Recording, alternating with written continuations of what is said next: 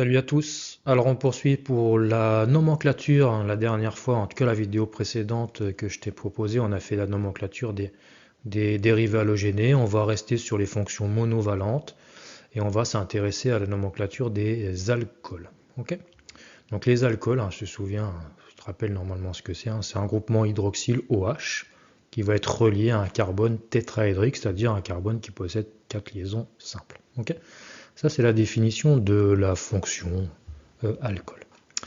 Donc fonction monovalente, j'ai une seule liaison entre le carbone et puis un hétéroatome, ici l'oxygène. Donc on va avoir un classement des alcools, comme on a vu, un classement des dérivés halogénés, un classement également des carbocations ou un classement des carbones primaires, secondaires, tertiaires. C'est là-dessus que je vais revenir. On a la même nomenclature au niveau des alcools. Donc un groupement, ici un alcool particulier, la fonction hydroxyle c'est bien elle qui est présente ici, et pour regarder la nomenclature primaire, secondaire, tertiaire de ces alcools, on va s'intéresser au carbone porteur de la fonction bien entendu. Et on va regarder les différents substituants qui sont présents, autres que la fonction hydroxyle bien entendu. Donc cet alcool particulier ici, il possède un seul substituant différent de H, on va dire qu'on a affaire à un alcool primaire. Primaire, c'est un substituant différent de H. Toujours le même principe, à force de le répéter, ensuite tu le retiendras, il n'y a pas de problème. Je passe à son copain, cet alcool-là, deux substituants différents de H sur le carbone porteur de l'hydroxyle. J'ai donc affaire à un alcool secondaire. Et après, tu as compris le principe. Pour le troisième, c'est la même chose. Cette fois-ci, j'ai plus aucun hydrogène présent sur le carbone porteur de la fonction OH. Donc, j'ai affaire à un dérivé, à un alcool de type tertiaire. Ok. Donc voilà pour la nomenclature primaire, secondaire, tertiaire. C'est relativement facile à retenir et c'est toujours la même chose, peu importe les fonctions auxquelles on va s'intéresser. Ok, d'accord. Donc maintenant, on va regarder la nomenclature. Bon, je vais te présenter uniquement deux exemples. Donc le premier qui est ici. Donc voilà la molécule considérée. Donc on observe très rapidement, on regarde les choses qui vont être à nommer pour ce composé. Donc la fonction principale, c'est l'alcool, c'est bien le thème de ce chapitre-là. Donc c'est l'alcool, tu te souviens, pour les alcools, donc ça peut être des fonctions soit secondaires, soit des fonctions principales. Donc ce sont des fonctions principales, c'est le cas ici, c'est la seule fonction sur cette molécule. On va utiliser le suffixe ol pour les alcools. Okay. Si c'était une fonction secondaire, on utiliserait le préfixe hydroxy pour signifier la présence d'un alcool en position secondaire. Okay. Donc fonction principale, c'est notre alcool. On regarde ensuite la chaîne carbonée la plus longue, ça va être la racine de notre nom. Chaîne carbonée la plus longue en incluant bien entendu le carbone de la fonction alcool. Donc ce carbone qui est là. Donc chaîne carbonée la plus longue, la voici, de droite à gauche. Et puis il nous reste quoi dessus? Sur cette chaîne carbonée, on voit qu'on a deux ramifications avec des chaînes à un carbone. Ici, à chaque fois, tu as affaire à des CH3.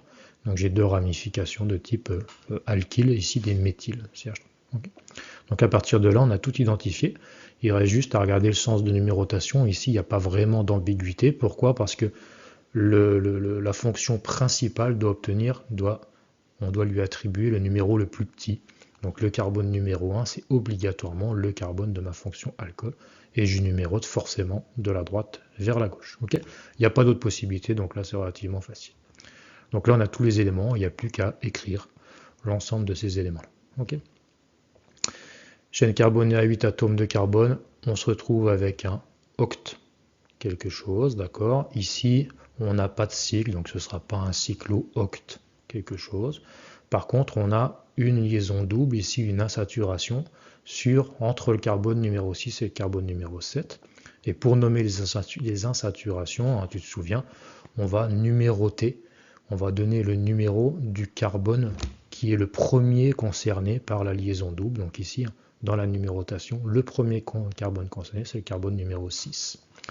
Donc j'aurai un oct N, donc c'est un octène, et je stipule simplement que l'alcène il est entre le carbone 6 et 7 en donnant le numéro du premier carbone concerné. Okay. Donc oct 6N. Je mets le nom de ma fonction principale donc en suffixe, fonction ol, sur le carbone numéro 1. Donc oct 6N, 1 ol. Et il me reste plus simplement maintenant à mettre mes deux ramifications qui sont identiques. Donc je vais utiliser le préfixe énumératif di pour dire que j'en ai deux, donc diméthyle, et je donne leur numéro de position sur la chaîne carbonée, en commençant par le plus petit numéro bien entendu, on va dans l'ordre. Donc j'ai un sur le carbone 3 et un méthyle sur le carbone 7, j'aurai donc affaire à 3,7-diméthyl oct 6 N-ol. Ok, donc voilà pour ce premier exemple. Donc là, ce qu'on est en train de faire, c'est la nomenclature qu'on appelle la nomenclature officielle. C'est des noms qui peuvent être très très rapidement compliqués selon la taille de la molécule. C'est pour ça qu'on reste sur des exemples relativement simples. Et pour un gros paquet de molécules qui sont utilisées très couramment, en parallèle de cette nomenclature officielle très complexe, on a ce qu'on appelle une nomenclature usuelle qui va donner un nom beaucoup plus simple aux molécules et qui permet de parler beaucoup plus facilement et d'échanger plus facilement. En l'occurrence, cette molécule-là, c'est ce qu'on appelle le citronellol. Donc ça, c'est son nom officiel, ça, c'est son nom usuel, celui qu'on va utiliser couramment pour en parler. Donc molécule qu'on retrouve très largement en parfumerie et dans les produits pour lutter contre les insectes. Et deuxième exemple, au niveau des alcools, sur ce composé, donc pareil, ça n'a pas changé au niveau de la nomenclature des alcools. Et on observe un petit peu tout ce qui est présent ici. Fonction principale n'a pas changé, c'est toujours l'alcool. Chaîne carbonée la plus longue qui contient cette fonction principale, c'est le cycle 6 ici. Donc je sais que j'aurai un cyclohexane. Okay, cyclohexane. Et après, le reste, c'est deux ramifications. Un méthyl CH3 ici en haut, et ce groupement-là, on ne l'a pas vu ensemble, qu'il a un nom particulier, ce qu'on appelle un isopropyle. Okay, donc ce qui est important, c'est de savoir que j'ai un méthyle et un isopropyle. Pourquoi? Parce que je vais devoir les classer par ordre alphabétique après. Donc isopropyle, méthyle. Okay, je sais que lui viendra en priorité. Donc là, j'ai tout visuellement, en tout cas, j'ai tout observé. J'ai plus qu'à mettre un nom là-dessus et puis à mettre des numéros. Maintenant, en ce qui concerne les numéros, là, je vais avoir deux possibilités. La première chose que je sais, qui est certaine, c'est que le carbone porteur de la fonction principale, celui-ci, doit posséder le plus petit numéro. Donc là, je suis sur un cycle, donc je lui positionne obligatoirement le numéro 1. Après, à savoir, est-ce que je tourne dans le sens des aiguilles d'une montre ou dans le sens inverse. Okay, donc première possibilité, c'est celle-ci.